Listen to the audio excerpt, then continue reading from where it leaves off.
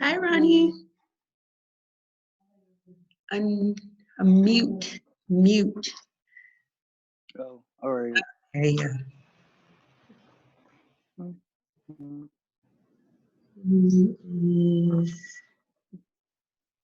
Somebody else. Oh, you can sit anywhere.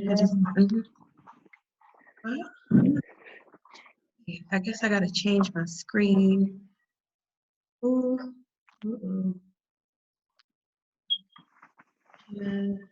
Mute.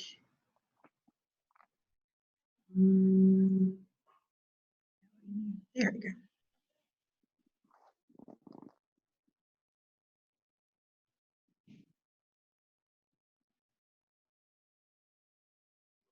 Can Angela, I can't see you. Can you turn your video on?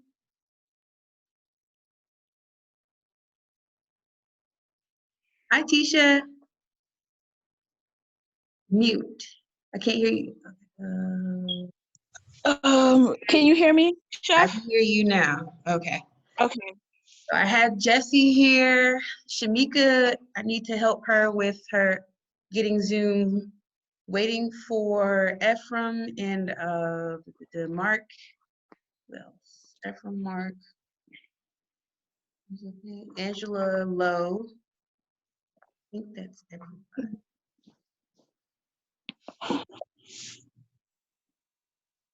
So while we're waiting, Ronnie and Tisha, please do not forget to complete quiz 1 today. And remember, Okay. it is open book. I can't stop you from using your book. It's 25 questions. You have until midnight to get it done. I'm going to go back over this with everybody to submit all of your work through Moodle. I know that I had you do it through email, but if you all could go in and resubmit it through Moodle. Not making you, it has to be done today, but if you can complete that throughout the weekend to get everything in through Moodle. For one, it just helps us overall to keep everything organized rather than doing an email. I apologize on my behalf for telling you all the wrong instructions, but if you all can do that through sometime throughout the weekend.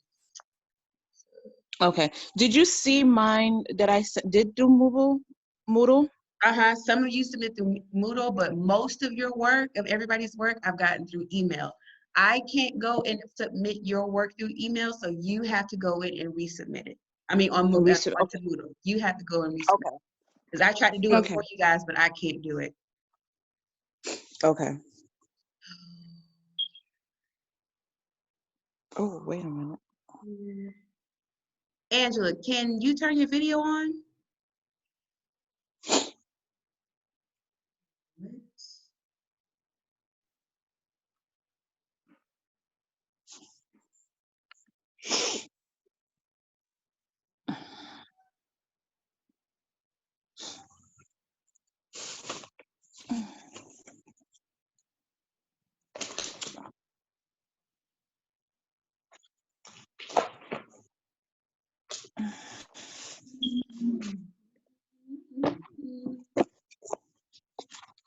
A few more minutes to see.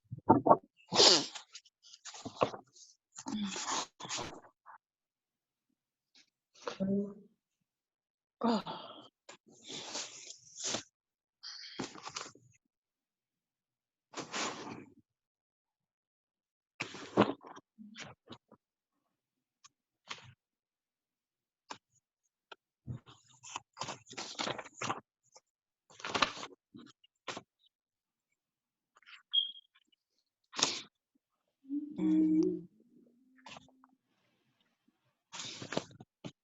But other than that, while we're waiting, give it a few more minutes for everybody to log on. Does anybody have any questions so far about the week? Just overall, Moodle, the assignments, Anything? No, chef. When is chapter 8 due? Chapter 8, review questions. Hold, look, the hold on other 1 thing. second. Hold on 1 second. Hold on 1 second. All right. Hello? Yes, sir. Uh-huh.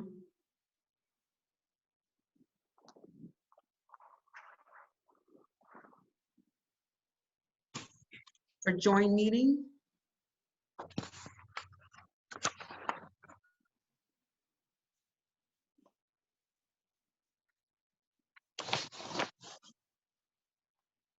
You're on your phone or you on desktop? Okay, so when you go to Zoom and I think you're supposed to download it, it should say log on to meeting or join meeting.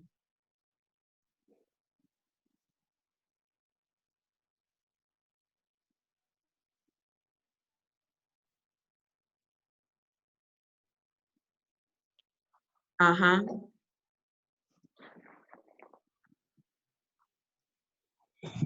Yeah, you should go, either you can do it through Google, you could do it through Yahoo, and you just type in Zoom and then just bring it up, and it should be the first tab that comes up. So type in Zoom and then press search, and then the first one that comes up is Zoom video. You should download that.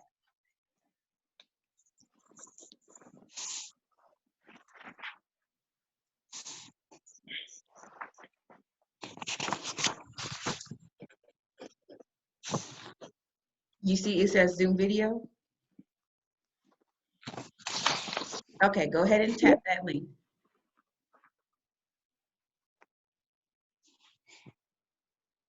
Okay, now what do you,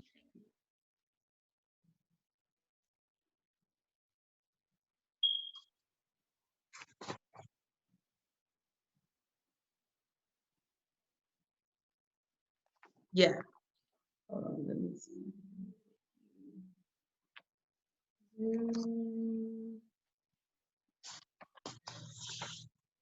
Yeah. So you click on where it says Zoom video, right? Okay. Okay, now it says at the top on your right hand side, it says join a meeting. You see that?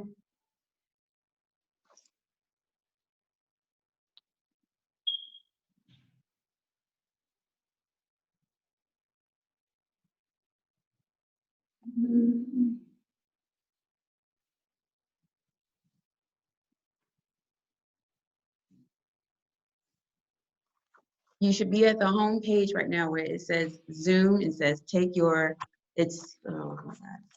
It says Zoom solutions, plans and pricings, contact sales. Do you see that?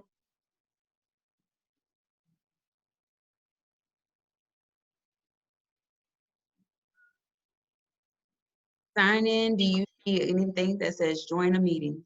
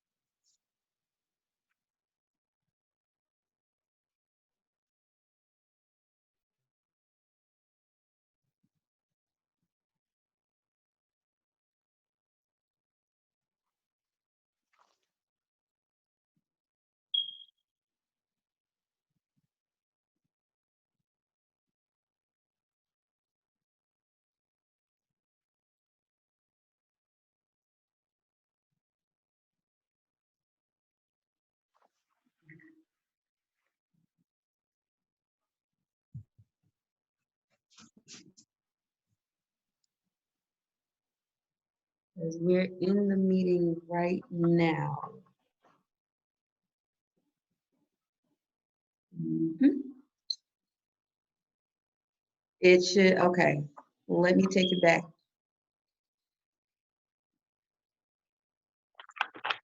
Going all the way back, you see it should say Zoom video. It's zoom.us. That's a link under it.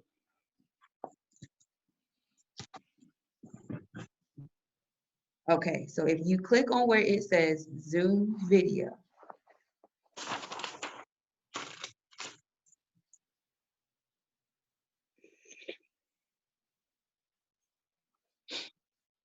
okay, go ahead and click join a meeting. Okay, where it says meeting ID, put in the ID number that I put in Moodle.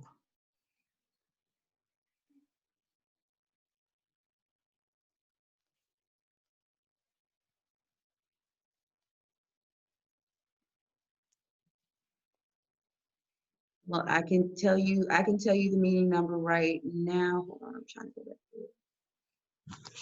to it. Type in the number 342 415 7277.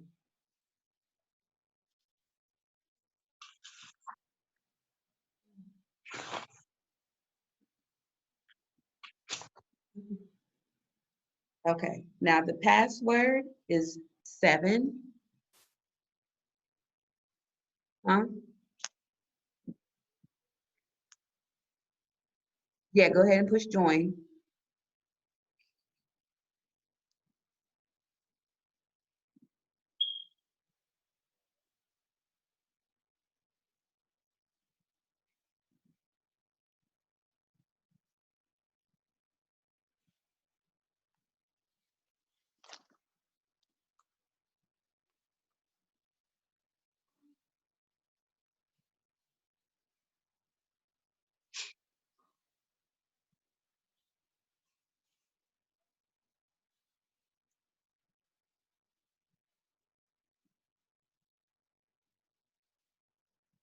You typed in the ID?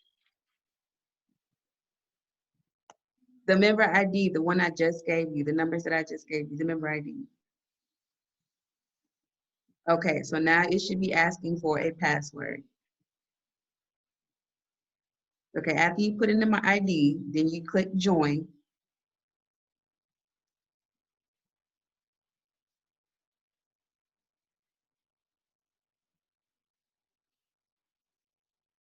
Yeah, go ahead and click that.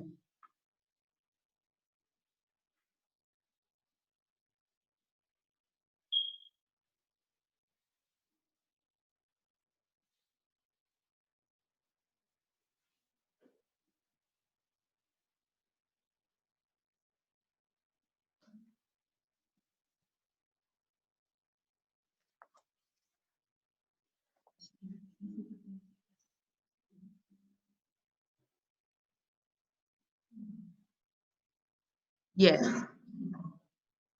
Now the password that I'm about to give you, the password is 7, capital B, capital Q,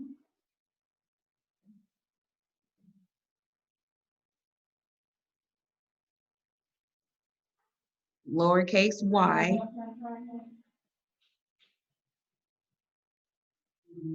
I'm positive. I'm on the meeting with everybody, so I kind of need to hear you.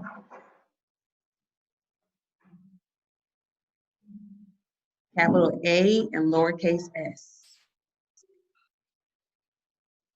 Yes, like snake, lowercase s.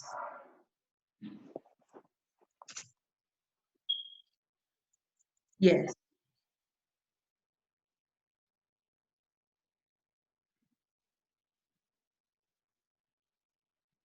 okay. You're gonna have to go back to Moodle, click back on your link on Moodle. Okay, because I'm on them, I have everybody right here.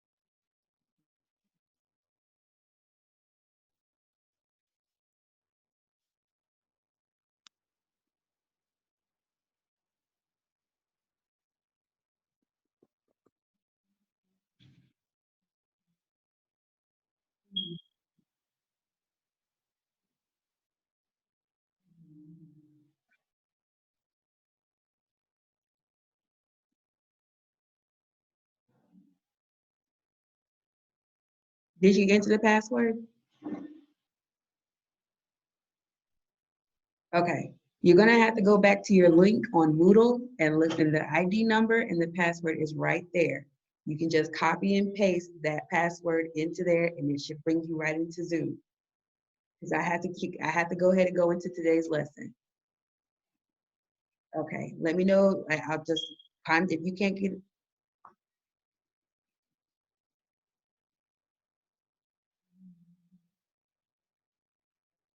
Go to Moodle, go to where it says where I gave you the password, copy and paste it.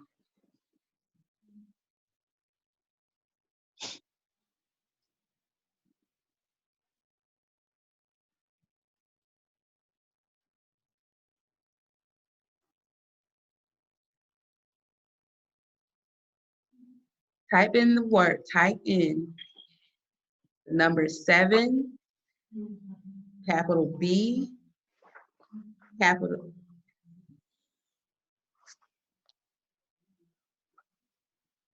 Q, lowercase y, uppercase A, and lowercase s.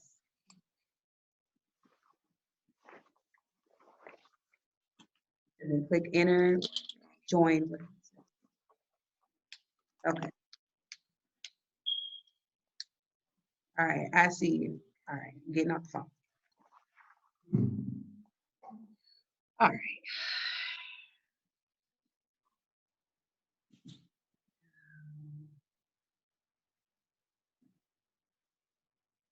All right. Hey, everybody. So I have Shamika here and I have Jessie here. We're just missing Angela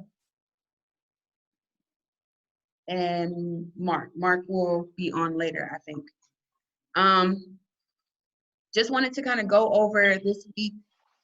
I know that this week everything's been kind of confusing, and I apologize for the due date confusion, but you should only be working up until day 4 and completing today's quiz as well as reading chapters 6 and 7. No, I did not want you to complete chapters 1 through 12 in 1 week. That's absurd. I gave you an assignment every day. You have a daily assignment as well as you should have completed at least 1 homework assignment, which is chapters 1 through 3. Now, I know that in Moodle that I said for you all to email me your homework assignments, but it was instructed to me that they want everything to be loaded into Moodle. So really quickly, I want to show you guys how to do that. All you have to do is submit. Some of you have already done that, but if you go into the Days tab and submit form or submit whatever it says, view submission, just click that tab, download your application, and then push enter. That's all you have to do. So if you have, I'm not going to require that you all go ahead and resubmit everything today, but if you can work through that to resubmit everything by the end of this weekend. If you're having more problems, please just let me know. I'm here. I can come meet you at the school. I have no problems meeting any of you at the school. You can also just give me a phone call. So far, does anybody have any questions? If for those of you who don't have a video, you can type over there where it says Zoom chat. You can see me chatting over here. Hopefully everyone can see that.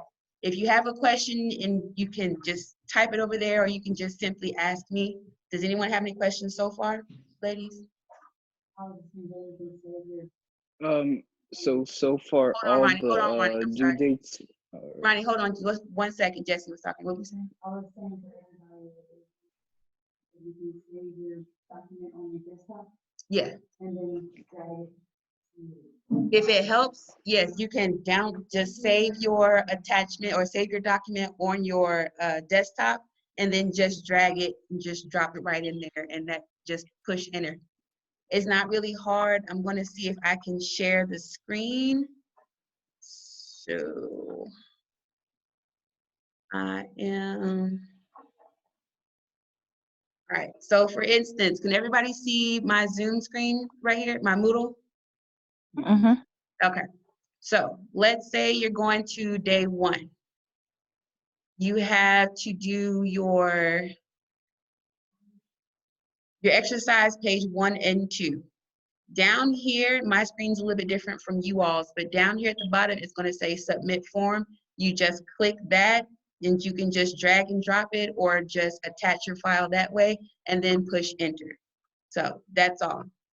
Same thing for day 2, where it says chapters 1 through 3, along with your daily assignment. You just scroll down to the bottom, submit form, press submit, drag and drop it in there. Does everybody understand? Mm-hmm. Okay. Anybody have any questions so far? No, chef. Okay. I know technology, this is all very new for some of us. That's fine. We're just going to get through this together this week. For those of you who have already sent in your work or haven't sent any work, I'm just going to give you the weekend to get it back in there. I apologize again in advance about, oh God, what have I done? I apologize in advance about the whole due date confusion. I've extended the due date. If you all could just get all of your work done up to day 4 over the weekend. Resubmit everything back in there by this weekend. I can't do it for you. Me and Chef Anderson tried to do it. For those of you who did email it to me to my Helms email address, but I can't do it for you. You have to go back in and resubmit it. Now, I can't see it because Kathleen, the thing is that Chef Vossenberg and Chef Anderson, Chef Vossenberg more so in particular, wants to see that everybody is active and everybody's submitting. Yeah, it's simple. It's really simple. All you gotta do, yeah, technology is great. So let's get back into, all right.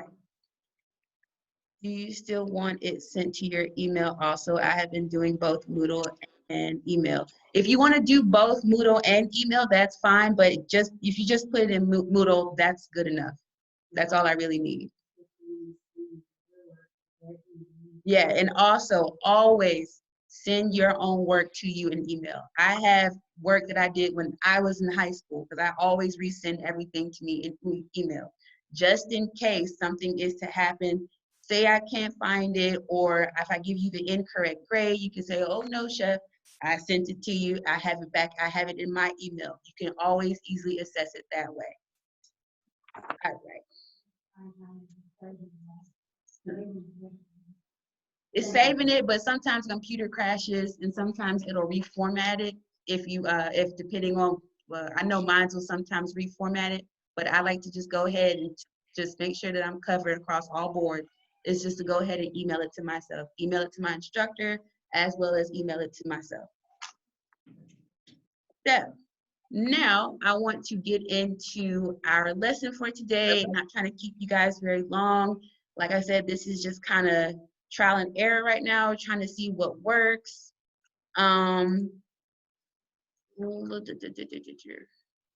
bad. Want to go back into share screen and get into our PowerPoint. This is, so right here, I'm in chapter 6. So chapters 1 through 5 kind of gave us an introduction into nutrition. I know that it's kind of difficult if you're more of a hands-on person. Us being in the culinary department, of course, we are more hands-on. I myself, I kind of good all the way around, but hands-on, I definitely tend to pick up a little bit more easier. But right here, we're going to kind of go through chapter 6 really quickly. It's not a very long chapter, and we're going to kind of jump into chapter 7. Also, the PowerPoints that I have given you from chapters 1 through 5 so far, I have provided some extra videos. I myself, I like to read articles and look at videos on my spare time. It kind of helps me learn better and further to explain different things. So do you have to watch the videos? No, but it would help you along the way to take the moment and just spend a couple minutes and just watch them. The PowerPoints, I probably will go back in and reformat this one, and then I will post it to Moodle. But the PowerPoints help, but you have to read the chapters. If you're not going to read the chapters, it's not going to help you on your quizzes and the final. So read the chapters, make sure that you are turning in your homework according to how I have it set in Moodle. Don't turn in your chapters one at a time. For example, you should have turned in chapters 1 through 3. That is considered one grade. Chapters 1 through 3 is one grade. It's not 3 different grades, it's one grade. Turn all those chapters in together at once. Don't turn in your chapters one at a time. It's a total of 4 different homework assignments, but you turn them in the way that I have them together. Like chapters 1 through 3 is one grade, chapters 5 and 6 is one grade. What was it, 5, 6, and then 6 through 8 is another grade, and then 9 and 10 is one grade. So hopefully you guys are understanding it that way. Please, if you have any questions, you can type it. Or for those of you who don't have video, Ephraim and Angela, you can just type the questions. Or for Ronnie and Tisha, are y'all good? Do y'all have any questions? No. Are the due dates on Moodle for the other assignments correct? What you said? Are the due dates for the other assignments that we haven't done are correct? Yes. The one for next week, chapters, 6 through 12, I did go back and reformat them. They should be due the following day. But if you get behind and you haven't started on your assignments, you're going to get overwhelmed. You have to log into your Moodle in order to count it for your attendance. I don't know if any of you have done an online class before, but in order for us to count you all as present, you have to log on to Moodle.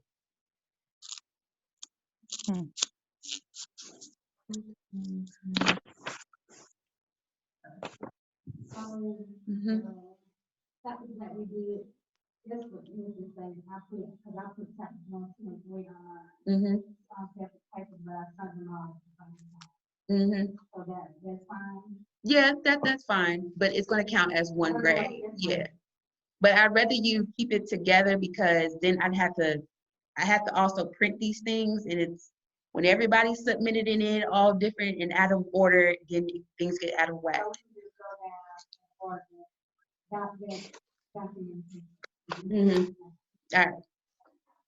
All right, so let's go ahead and jump into our PowerPoints. But yes, like I said, you have to log into Moodle every day to be counted as present. If you do not, then that means that you are absent, or guess what? I'm on the phone with you. I know you all annoyed by me, but if you don't answer my text messages or you don't answer my emails, then I have to call you. Chef Vossenberg and Chef Anderson are looking to make sure that everybody is logging in and everybody is doing their work. So if you all don't respond to my text messages, then I have to call and hound you. If you don't respond, then she will be calling and hounding you. And I don't think you guys want to be hounded all day long from different chefs, from different instructors. So make it easier on yourself and answer my text messages, and also make sure that you're logging into Moodle and doing your assignments. Now, going back to our PowerPoint.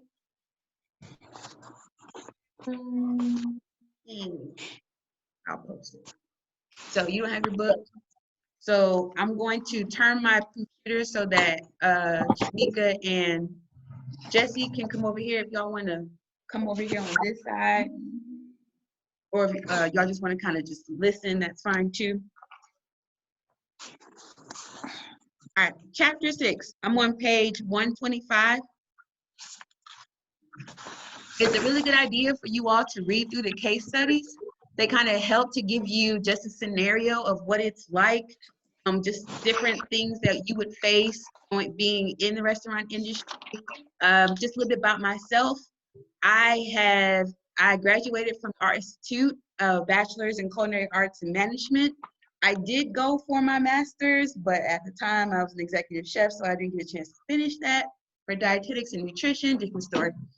But I am a cruise ship chef, if you want to call it that. But I did work at Cosmo Gastro Pub in Atlanta. I started off as an intern. I was there for 5 years and worked my way up to lead line cook, sous chef, and then executive chef for the last 2 years. Then I ended up moving back to Warner Robins. I worked at Longhorn for some time, for about a couple years as a line cook.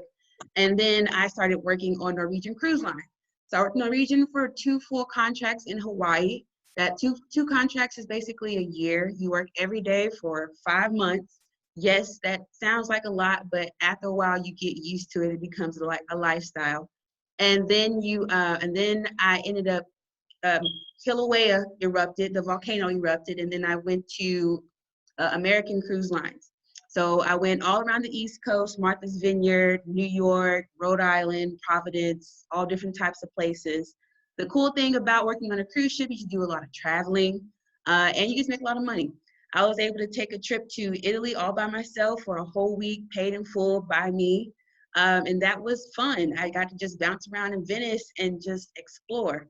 So I just want you guys, I know we haven't had a face-to-face time together, but if you all are serious about being in this industry, don't think of it as just being in the kitchen or being in a restaurant.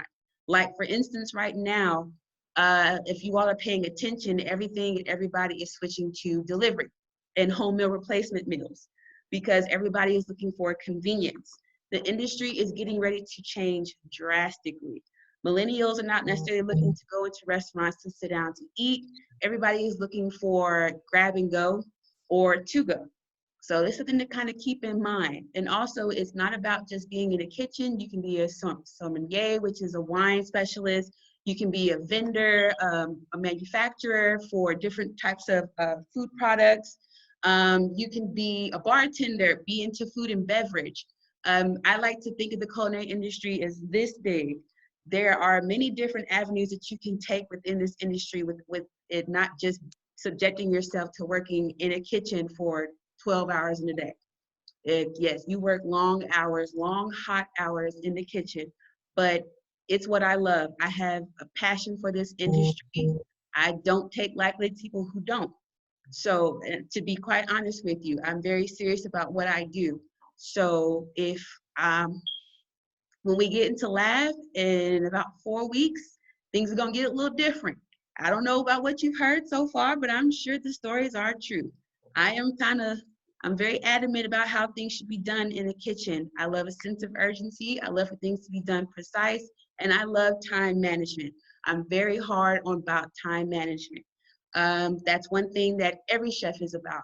If they say that dinner should be ready to go, everything should be prepped, and everyone should be at the line at 5 o'clock, then it's 5 o'clock, not 5:01. It's not your time, it's the chef's time. So that's just a little bit about me and type of person that I am. Cooking is a very big part of my life. However, I like to do all different types of things, but I've been in this industry for about 10 years, but I have been cooking ever since I was a kid, making mud pies, easy bake ovens, you can name it. I love it all. So that's just a little bit about me, but let's go ahead and kind of quickly go over chapter 6. So right here, the marketing and menu assessment. I'm gonna kind of go more so on definitions.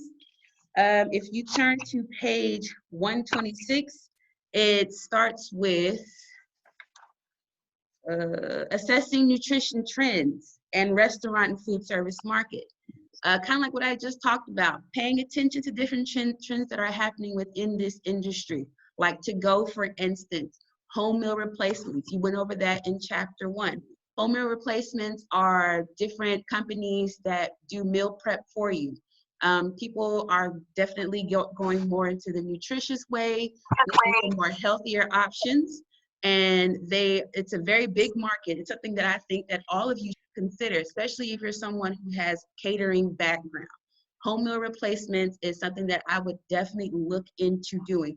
You can start doing that as soon as right now, and look at different companies and have their own different pricing. Let's go down to nutrition program on page 126. It says it is a good idea for restaurant and food service operators to weigh the potential impact of adopting a nutrition program for their establishments. A nutrition program is defined in this book as a set of goals and actions with the objective of achieving a nutritional standard. Think about your own restaurant that you would like to do, whether you want to become a private chef or you want to become an executive chef. What type of nutrition values are you going to withhold in your restaurant? Or what type of nutrition skills are you going to key into? I think it was chapter 3, we kind of introduced different diets like keto diet, vegan diets. Get familiar with those different types of trends. They're going to continue to change. Realistically, it's kind of the same thing that was done years ago, but the name has changed. For instance, the keto diet is really just the Atkins diet or the South Beach diet, low carbs, high fat. Be familiar with those things. My background, you're going to get a lot of dietary requests, a ton of dietary requests. I've gotten something as people having peanut allergies all the way down to someone who had a vitamin K deficiency or a restriction. That was when I was working on the shit, but I've heard all different types of restrictions. That's a big part of this industry. You're going to have to know how to adopt. Even with these classes, you're going to have to know how to adapt to different adversities within the industry or what's going on around. You have to be able to change this, just like this. Don't get so stuck in just sticking to your own way because the industry is constantly changing. Talking a little bit more about nutrition. Certain ingredients that we've been talking more, or you've heard more about, like cauliflower. People are using cauliflower instead of for buffalo wings. You're hearing a lot more about avocados. You're hearing a lot more about jackfruit. Jackfruit is considered more so a tropical fruit, but now you're starting to hear more about that. I was at Kroger about a month ago, and I actually saw jackfruit there. When we get into international, we'll go into, Tisha was there. She was a student that I had from last quarter. When we went to the international market, you'll see all different types of fruits and vegetables, and people are getting more and more familiar with that. You have to stay ahead of the curve in knowing what people are looking for when it comes to have nutritious options, and not just being able to provide salads. Going down to analyzing the target market. Demographics. What exactly are demographics? Look down here. That's Shamika talking, I'm sorry. Yes, ma'am? Age, income, gender.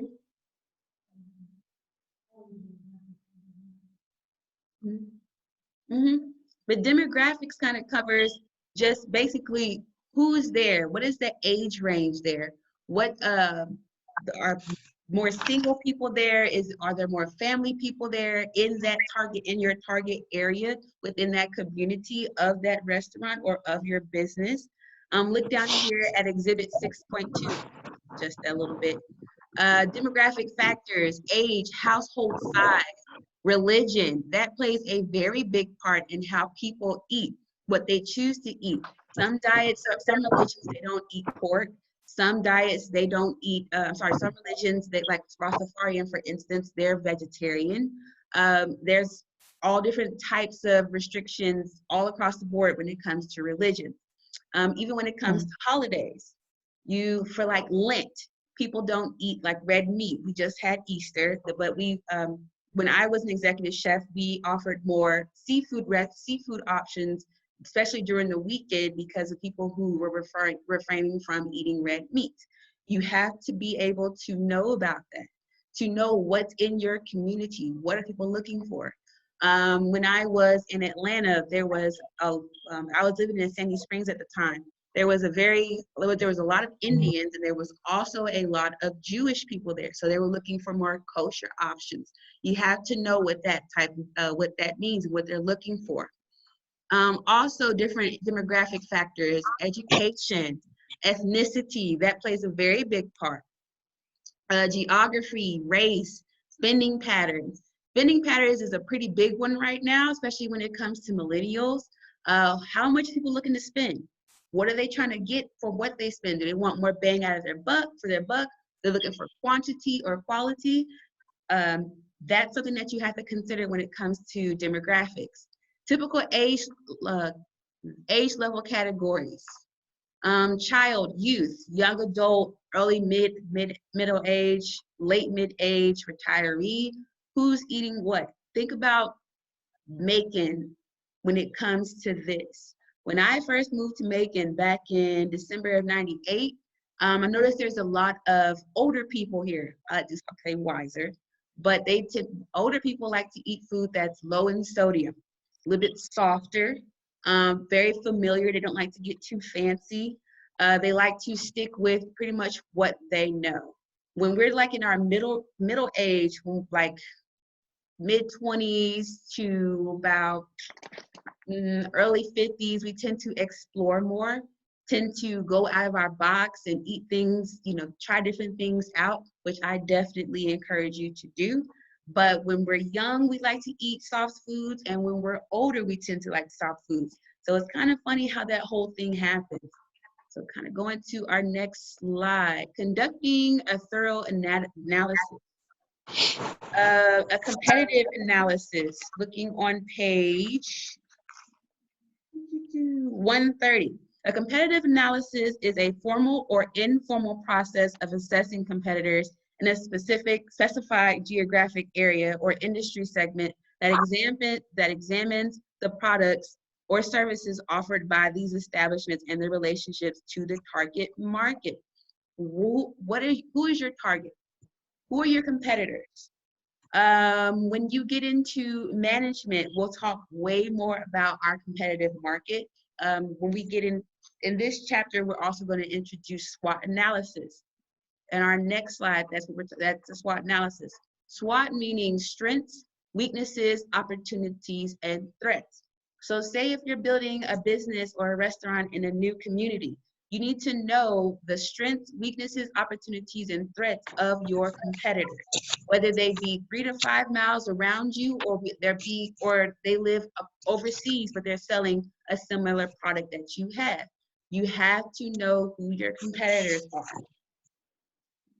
Going down, I'm going to kind of speed up a little bit. So in this exhibit 6.7 on page 133, it goes into more detailed a SWOT analysis, and the example is Clay's Country Kitchen. A little something about Clay's Country Kitchen. You'll be seeing them, you'll see this a lot in this book, as well as when we get into management in about another week and a half. But right here, they do the strengths, weaknesses, opportunities, and threats. I encourage you all to go through and read about Clay's Country Kitchen. I'm not going to do it right now for the sake of time, but get familiar with it because, like I said, we're going to also be going through it in management. Going down to, here's another way of doing a SWOT analysis. So when can you do a SWOT analysis? Not only when it comes to your competitors, but say when it comes to your menu. We're going to get more into staffing when we get into management. But when it comes to your menu, do a SWOT analysis. Look at the strengths of your menu. Like, what is it that you have to offer? Your variety. What are your weaknesses of your menu? Maybe you have a limited availability of certain menu items. Maybe you do like a spring fruit salad. But certain fruits are not only available at certain times of the year. Make sure that you consider that. Opportunities, maybe you want to expand your menu. Maybe you want to try different items out. Maybe there's opportunity to get familiar with different menu items, different fruits and different vegetables. Threats, what is the threats of your menu? Maybe some people don't like certain things. Maybe someone across the street is selling the same thing that you are, but is selling it at a different price. That's something to consider as well. Going into analyzing your strengths, weaknesses, opportunities, and threats. Like I said, you can use a SWOT analysis and your competitors, as well as a SWOT analysis for your menu. When we get into management, we'll talk about doing a SWOT analysis for our staffing, for our day-to-day, daily assignments or assessments of how service is going to go. That's when we get into management. Don't want to overload you right now. All right, setting nutrition goals and putting them into plan and to action. Setting organizational goals. That is on page 136. So if you look on page 136, talks about setting organizational goals. What is that exactly? What is it that your business is overall trying to achieve with your menu, with your nutrition, with your new nutrition plan? What is it that you're trying to accomplish? What do you want to get across to your customers? Putting it into action. How do you plan on making it happen? How do you plan on executing it thoroughly, consistently? Consistency is a big part of being able to execute your menu effectively throughout your shift, regardless of who does it. But when it comes to nutrition, you want to make sure that regardless of who's doing it, that it always comes out with the most nutrient dense. What is nutrient dense? Nutrient dense means that you're trying to, keep as many nutrients as possible within your fruits and vegetables. We talked about different kind of what we just talked about in chapter 5, how to maintain nutrient density. Frying isn't necessarily the best way to keep nutrients within your certain, like fruits and vegetables. However, slightly boiling might be a better way. Steaming is definitely a better way, or just serving it raw. That's a way of keeping the nutrient density. Is that something that you always, serving raw food probably only belongs in a salad? That's just our rules in this industry. You don't want to plate with raw food, and we'll get more into that when we get to international. All right, next slide. Conducting a nutritional analysis, laboratory analysis and calculation. So analysis meaning basically kind of reviewing over your menu, seeing what works, what doesn't work. A laboratory analysis is done on carefully prepared samples of the standardized recipe or typical food that would be served to the customer. A standardized recipe is a recipe that is used in the restaurant that is to keep the consistency of the food items or products. It has the portion size, it has how it should be served, garnishes, how it should be stored, how it should be heated or safekeeping. Your analysis by calculation is based on information gathered from previous laboratory analysis of many different samples of food. How can you do this? You can do this by preparing different menu items from your different nutritious menu items that you plan to execute on your menu and doing a nutrition analysis from there. Probably going this a little fast. Let me know if you need me to slow down. Let me see. Okay, just checking.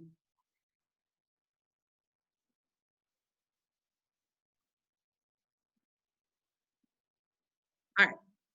Yes, going back over the importance of nutrition, standardized recipes. When you go into, I don't know well, I really don't know because we haven't sat down together, but if you've ever worked within a restaurant, there's usually like a binder or a folder or some kind of software that has recipes for each and every food product, whether it be a sauce or it's how to prepare chicken tenders. There's a recipe for each and every one. And it's the importance of it is to control your cost. Now, I'm kind of jumping ahead right now. You get more into cost control in third quarter, but if you don't just have a restaurant and serve food, because that's how you lose money. Reason why you want to have cost control is to be able to control how much of what is being served on your plate. So if it takes $5 for this plate, it could be $5 every time it's being made, regardless of who is making. And I'm talking about cost-wise, but we'll get more into that. All right, going down to our next slide. All right, last slide, market and menu analysis. This is on Oh, this is just a sample of a standardized recipe right here for chicken tetrazzini. So you can kind of see that it's all broken down, even has a nutrition analysis of what's in it, the different vitamins that's found in it, and how it should be cooked. So when you get a chance, turn to page 141 and you can see that for an example. So that's chapter 6 in a nutshell. Does anybody have any questions? Yes, no, no, yes. So, Chef, I have a question. Yes, ma'am. So how this sample is what you would see in the book that they would have in the restaurants? That's on 141. Yes, sometimes I've had standardized recipes that have pictures because pictures help. Oh, Yeah, sometimes they have pictures. Sometimes it's broken down in even greater detail. It depends on the restaurant, especially when you get into corporate, it's going to be broken down even more detail. okay. So that's chapter 6. Let's go ahead and jump into chapter 7.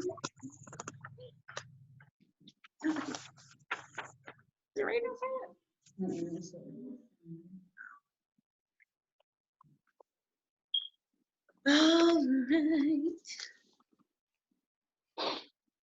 So this is one of my favorite chapters where we kind of talk about genetically modified foods and vegetables. But first, let's go ahead and talk about consumer interest and food production. Have you ever wondered about how your food is being made, where it is grown, where it is cultivated, who's handling your food? If not, you should. For one, you should know what's in your food because say if you're someone who is diabetic, or if you have some kind of medical illness or restriction and you are not being considerate about your food, then you could be possibly hurting yourself more than helping yourself. Especially when it comes to a lot of processed food. Processed food tends to have a very, very high amount of sodium. Sodium meaning salt. So when it comes to growing food, hopefully right now, especially because of the quarantine, maybe some of you have thought about having a small garden or starting a garden. If not, I would recommend that you do, even if it's just a small herb garden that you can put in a windowsill, just to see how food is growing. I'm a little nerdy in my own special way. I like to look at videos of just how things are grown. It's very important for you to know. Have you ever thought about where kiwis grow? I watched a video a few weeks ago about kiwis being cultivated and grown, I believe, in Turkey. Whatever you have of interest or curiosity about where certain foods come from, go and look it up. I like to watch videos. I watched a video about where cinnamon comes from. It's very, very interesting. The cinnamon that we buy in stores is not really real cinnamon. Real cinnamon is really the bark of the tree and not so much the stuff that we get. Even when it comes to different vitamins and supplements that we buy out of grocery stores, that stuff is not that effective. For one, you don't know how old it is. And a lot of it tends to just go right through our system and does really nothing to help us, but more so nothing for us at all. So it's good for you to do your background check for everything that is that you eat. I believe in our past chapter, I'm not sure which one, we talked about our nutrition food facts label. Get used to looking at your food facts label or your nutrition label in the back of your cereal boxes, back of your bag of chips, whatever it is. Get familiar with looking at that and knowing how many calories am I consuming? What is the serving size? What is the serving size? Well, the serving size is how many ounces, pounds, or grams that contain that many calories. So say if you're looking at a bag of chips and the serving size is 1/4 of a cup and the calories it says is 150 calories. That does not mean that the whole bag is 150 calories. That means that 1/4 cup, that serving size, is 150 calories. If the serving size says 4 serving size in a bag, somebody do the math for me. 4 times 150 is what? 600 800 calories in one bag of chips. If you're not paying attention to that, I don't know if that's right. No, it's not. No, it's 4. not. That You was said it was Jessie, by the way. She told me the wrong answer. It's 600. That's 600 Yeah. calories. That's 600 calories in that one bag of chips. So get familiar with looking at your nutrition label. So looking right here at our consumer interest in food production, the growing, where our food is grown, harvesting, how is it harvested? How are cranberries harvested? Anybody know? They in usually, water. yeah, they usually flood the farm or flood the bog, whatever it's called, with water and let the cranberries float to the top. The ones that are not ripe, they usually stink, but they cultivate or they harvest the cranberries that float to the top. So they flood the grounds with water, and the cranberries that float to the top are the ones that they use. Those are the ones that I believe they suck them in some kind of hose. I gotta watch that video again. But get familiar with knowing how your food is grown and how it is harvested. How is it transported? If you are someone who is high in nutrition, a little background about me. 2 years ago, March 26th, this year marks 2 years, but 2 years ago, 2018, while I was working in Hawaii, I gave up meat. I do eat fish and I do eat eggs. I think, Chef, I think some of you already know. I do eat fish and I do eat eggs because I just love seafood. But I gave up red meat, beef, pork, poultry, pork, chicken. I gave all of that up, really just to push myself in considering a more nutritious diet and getting more familiar with the nutrition trends that are going on in the world right now. But for you, know how your food, if for me looking more so at nutrition, focusing more so on nutrition, it's important for me to know how my food is transported because of nutrient density. If I say you are a restaurant owner and you are getting a cart or crate of fresh tomatoes, you want to make sure that you're getting the most nutrient dense tomato. If the vendor that you are ordering your tomatoes from mishandles their tomatoes, or they freeze their tomatoes or keep them at a very high temperature rather than a low temperature, there is a chance that you are losing nutrients. Hey, real quick, have you done a lot? No. Okay. You need some. Well, I'm the only one that have an office. So whenever you're done, you are not. I can do it right then. Yeah, I think they're going to go away. I'll wait. Okay. So, no problem. Sorry, that was Patrick from the front. But yes, get familiar with knowing how your food is processed. If you're looking for nutrient value, then you want to have food that is processed less as possible. What does process mean? Process basically means manipulation of the food. How is your food being manipulated? Think about a chicken nugget that we buy, our Tyson chicken nugget. Have you ever seen a piece of chicken naturally look like a dinosaur? No. That's because it's been processed to be shaped, to be broken down, and to form into that shape. Yeah, and it takes forever for it to decompose and go through your system. Later on, we're going to talk about how it's the additives and things, different sugars and salts and preservatives that have been added to the food for many different reasons.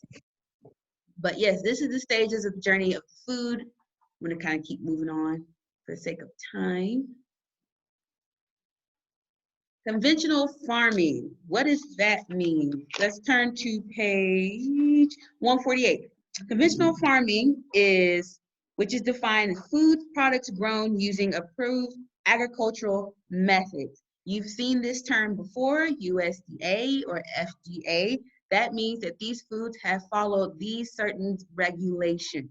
If they have not followed usually private growers or private farmers don't necessarily have to follow USDA or FDA because they're private, or they're just growing for either themselves or for possible little restaurants, mom and pop restaurants, what we call them.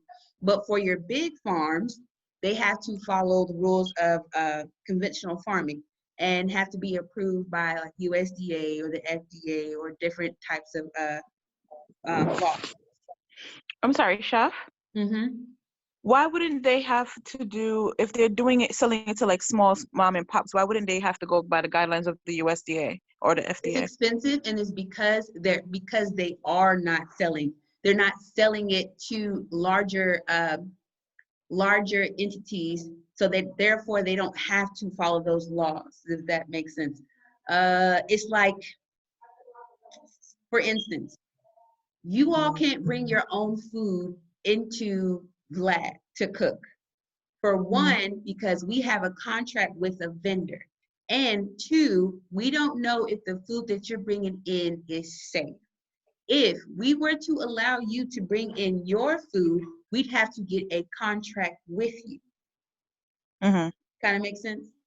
Yeah, because we're not necessarily in contract, or we're not selling it on a grand scale or doing anything at a grand scale, if that kind of makes sense. Okay. Yes, and liability has a lot to do with it. If you all get sick, or if somebody else gets sick, then who's liable? So that's a lot that comes down to it too. And But that's what I'm saying. Wouldn't that also go toward them if they're doing a mom and pop shop? Because they're on a smaller scale, like McDonald's, they have a contract with their vendors because they're selling at a larger scale. They're not necessarily a mom and pop. But let's say if I open a restaurant called Key's Kitchen, then Whistle Stop, or just any restaurant downtown, they probably just they can possibly get their food or get their ingredients or fruits or vegetables from smaller farms. Yeah, and or Kroger, or yeah, we'll talk more about that when I see you. It's kind of hard talking now. Okay, I'm sorry. I'm trying to get through this really quickly. But Not a conventional farming, also, they have approved methods allowed to use different pesticides and herbicides. If ever you see those little planes that ride by and drop all those different pesticides, it's to keep pests from invading your crops. Hear about this all the time, where there's an infestation of this locusts or spiders or rabbits or whatever that are harming different crops. So they spray these crops with different pesticides to keep them from destroying your crops. Is that necessarily good for us? Not necessarily. Not in high quantities. Some of it is okay. I mean, yes, it has been regulated by the FDA or the US or USDA that you can have a certain amount of pesticides on your product that's not harmful to human consumption. Yeah, same thing with herbicides that kills different weeds. So know the difference between pesticides and herbicides. Organic farming, we've heard this word a lot. What does organic mean? Organic means is defined as food that has been produced without synthetic fertilizers, sewage, sludge, irrigation, and genetic engineering. Basically, it's food that's just pure. It's pure food. That's an easy way to think of it. It's food that has not been manipulated in any kind of way. It's in its purest form. The downside about organic food or organic farming is that it's expensive. It's expensive for us as consumers, and it's expensive for the farmers as well, because they have to pay in order to be certified as organic. This symbol right here is expensive to have because you have to be inspected to make sure that you are following organic bylaws to be considered organic, farming bylaws to be considered organic. Does that mean that they don't use pesticides and herbicides too? Right, they don't. Okay. It's just purest form. That's the reason why it's very expensive. Like, I believe I wish we had a Whole Foods here. Yeah, it really should be, because it's the purest form. Yeah, that's like the food that we eat in grocery stores. For one, almost all of it has been genetically modified, but it's cheaper. Yes, but let's see. Think about kind of jumping to, okay, well, right here, genetically modified. Think about the chickens that we've eaten. Like, I don't know if you've ever been to Church's Chickens, but you get a chicken thigh or chicken leg that's like that big because it's pumped with hormones for it to grow bigger, to grow faster, for it to appease the American diet. We like things that are big. Don't know why. Bigger is better. But not necessarily Not necessarily. Huh? Not necessarily. Yeah, not necessarily. Lord Jesus. Yeah, the hormones got to go somewhere. Well, teenage girls, we won't get into that though. But right here is some of my favorite videos, especially these two that talk about genetically modified fruits and vegetables, and how what we eat now is not how it's originally grown. So look at these videos when you have a chance. And also there's a video that's, hey, how you doing? That talks about heirloom. I don't know if you guys got introduced to that term. Yeah, I know I'm gonna upload it. Yeah. I haven't uploaded 6 or 7 to Moodle yet, but I'm going to. This is also a video, it's about an hour long, that talks about heirloom. I don't know if you guys have talked about that in first quarter, but it's a term, it's a term that I would get familiar with.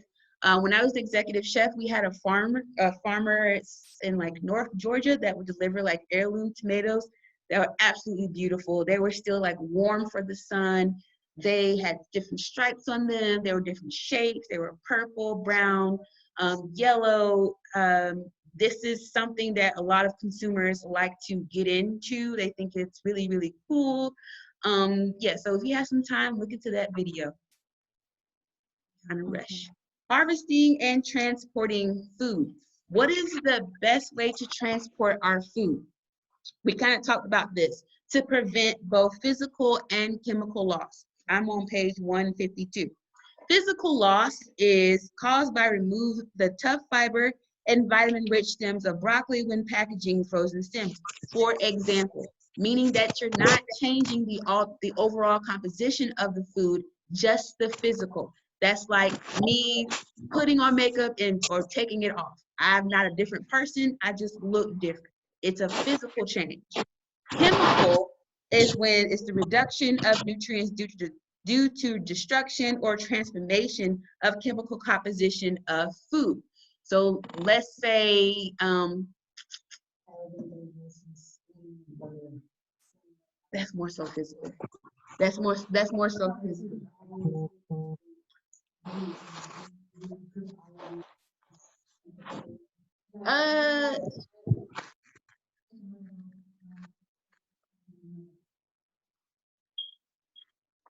Kinda, if talk about brands, because then you have to get brands, because some brands of tomatoes are organic, whereas some of them are just chopped tomatoes, but they have additives and preservatives.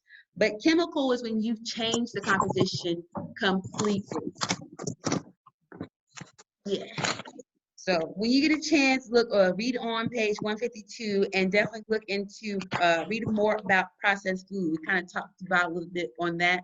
But read more on that on page 152. Please make sure you are reading through these chapters. Y'all ain't doing nothing. Y'all got time to read this stuff. I know you want to be on Instagram all day, but you got to get your lesson in. I know some of you have children. I have my little 4-year-old nephew. I talk a lot about him. And yes, I know he is a handful. But when you have a moment, go through and make sure that you're reading these chapters. And as well, look at one of the videos that I have put on there. Like I said, on my spare time, I like to look at all different types of videos of just how stuff is grown and where does it come from in this world. Especially when we get into international, I will introduce definitely more videos when we talk more about different cuisines. I don't know if anybody has looked at their schedule, but as far as I know, nothing has changed. We will be doing the 2 days of remote lecture for both baking, pastry, and international as well. And then we will come back that next following weekend and we'll start doing lab work. So from my understanding, nothing has changed. If you have more questions about the schedule and how that's going to work, you can just give me a call and I'll help explain that to you a little bit more in detail. Food additives. What is an additive? Looking on page 154. The additives is ingredients other than the ingredients of the original food that are put into food to perform specific functions, such as improving flavor, color, and texture. Additives are almost like, kind of like adding seasoning, but more so in a synthetic way when you talk about on from a manufacturing perspective. Looking at exhibit 7.8, like right here, here's a different list of different additives, antioxidants, benzoates, colorants, emulsifiers, like how things are blended, think of mayonnaise, gums, nitrates, nitrites, phosphates, different things like that. More so, it's to help preserve the food more so than anything, and to add color. Think about like your different food dyes. Yeah, it's full of additives and preservatives. It's not real. It's synthetic. Yeah, I had a little bad spell with Impossible Whoppers because the different additives. Like eating vegan or eating vegetarian, a lot of the garden burgers that you're finding are still very high in saturated fat. So just be wary of that. We'll talk more about that when we see each other. I like to get into details about that stuff. Yeah, and some fats do make you crave other fats. Some of the preservatives, they cause cancer. They cause different types of diseases within your body. So that's why I say you need to know about what you eat. So quickly, food irradiation, freeze drying, and sous vide. This is a way of preserving food or cooking food. You all talked about sous vide in first quarter. Sous vide is when you are cooking food, packaged food that has been vacuum sealed, either very slowly or at a faster rate in boiling water for a certain amount of time. It depends on what you've done, what is it you're cooking. Food enrichment or fortification. What is the difference? Enrichment means restoring nutrients that are removed when the food is processed. Think of baby food is a good one to think about. Fortification differs from enrichment in that fortification means adding nutrients that the food did not have originally, like it's adding to it, like enriched or fortified with vitamin C, meaning that vitamin C has now been added to that certain food product, or fortified with fiber, meaning fiber has been added to it. Chef, I have a question. Yes, ma'am. For the food irradiations, would dehydration be part of that too? Yep. Food irradiation, which is the process of treating food with ionizing radiation, can reduce, eliminate bacteria and parasites that cause foodborne illness. Irradiation also inhibits sprouting and mold growth and can sometimes be used in place of fumigation with chemicals to eliminate insects and pests. Yes, dehydration is one, but it's not only. Okay. Because it could be, if you get your nails done, if you do like gel nails, you do it under the light. The lamp. The little lamp. It doesn't change the composition of your nails. What it's doing is going ahead and sealing, hardening your cuticles or hardening the nail or hardening the gel, but it's not changing it. Like if you think about beef jerky, for instance, as it dries out or as it's been sitting or as moisture has been pulled out, it changes its physical composition of the food. So it's not the only way. Receiving and storing food. I'm sorry. Good thing to think about is when you guys put up the truck. Thank you all for doing so. How we receive our food, like how does it come off the truck? How do we store it? Talked about where your fruits and vegetables go, where your proteins go, where your fish goes. We talked a lot about that. Even when you're at home, stick to that. I have to get onto my family a lot because they'll put meat and eggs, raw meat and eggs at the very top, and then put bread somewhere in the back with Kool-Aid.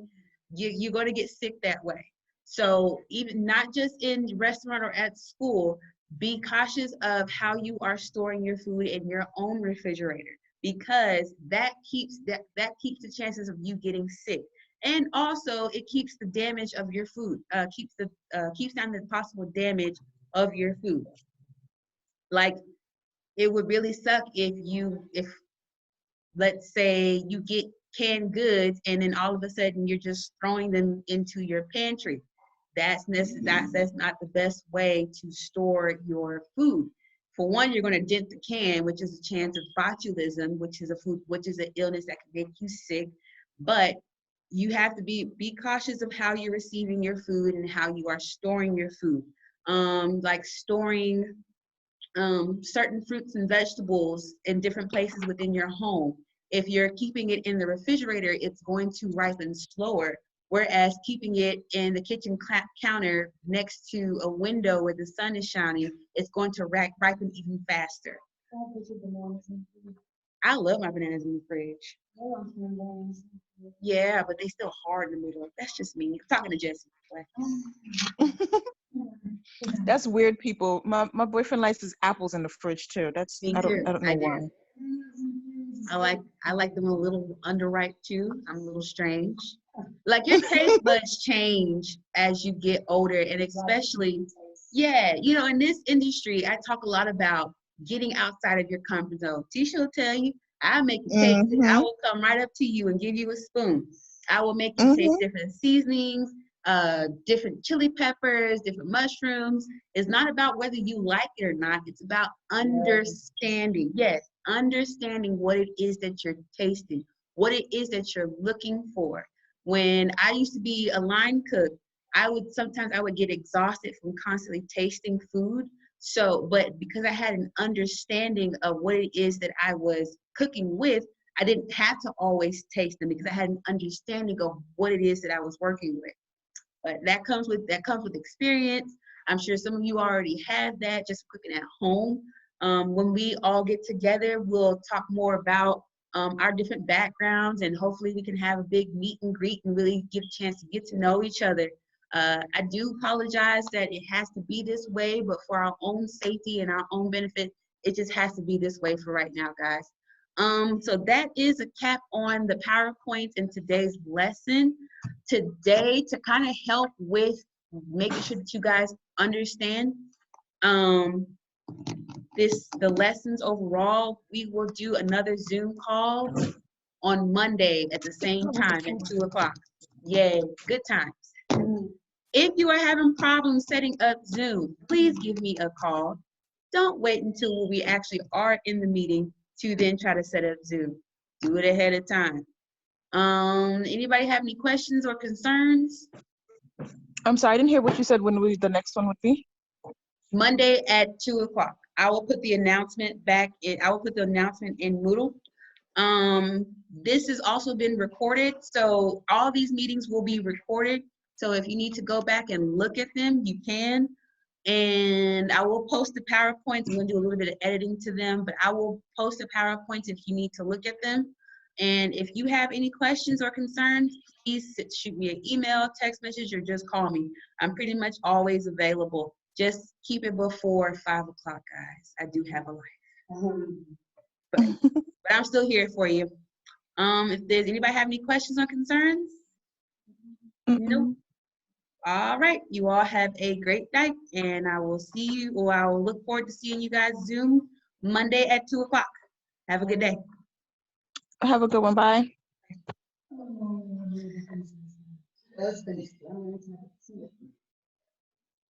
Okay, so